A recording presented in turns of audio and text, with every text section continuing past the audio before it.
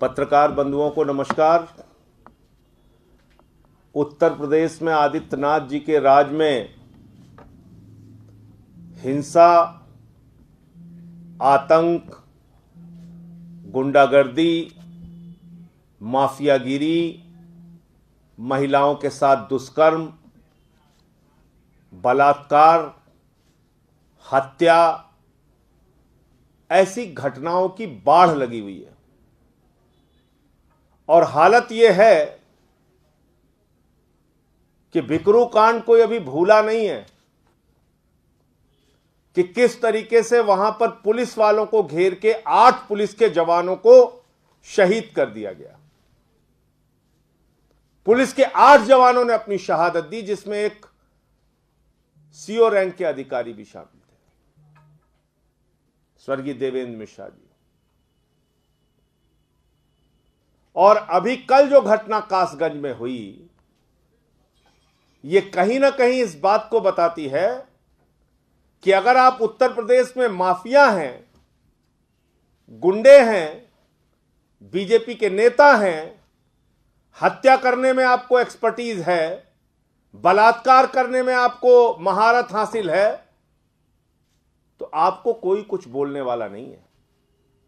आपके खिलाफ कोई कार्रवाई नहीं होगी, बल्कि आपको गुंडागर्दी और माफियागिरी करने की खुली छूट है। और इस प्रकार की छूट है कि आप पुलिस वालों की भी जान ले सकते हैं, पुलिस वालों की भी हत्या कर सकते हैं। जिस प्रदेश के अंदर पुलिस सुरक्षित नहीं है, वहां जनता को कैसे सुरक्षा मिलेगी, आप खुद अंदाजा लगा सकते हैं।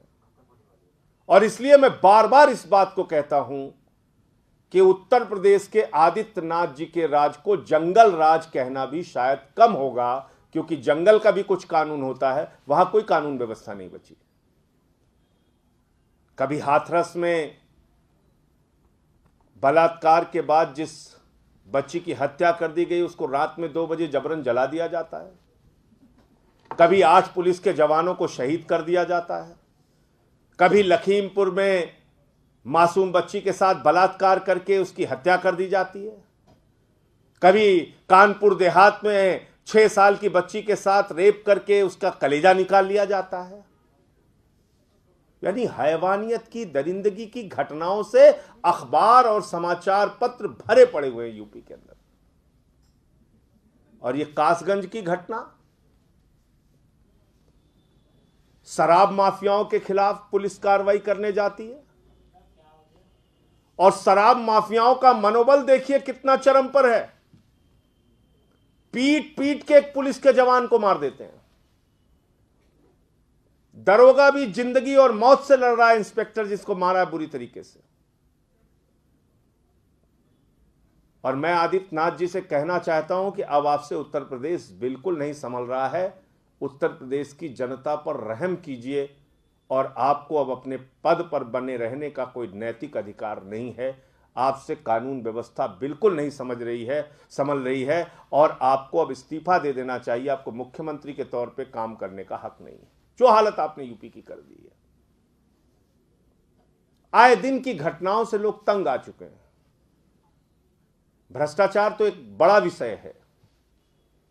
कोरोना का घोटाला हो जाता है, शिक्षक भर्ती का घोटाला हो जाता है, पीपीई किट का घोटाला हो जाता है। वो घोटाले और भ्रष्टाचार एक अलग विषय है, उस पर लंबी चर्चा हो सकती है। लेकिन जब उत्तर प्रदेश में दरोगा और पुलिस ही सुरक्षित नहीं है, पिछले दिनों शामली से एक खबर आई कि एक महिला कांस्टेबल शिकायत कर रही है कि उसके साथ छेड़खानी होती है, उसको तंग किया जाता है, उसको परेशान किया जाता है।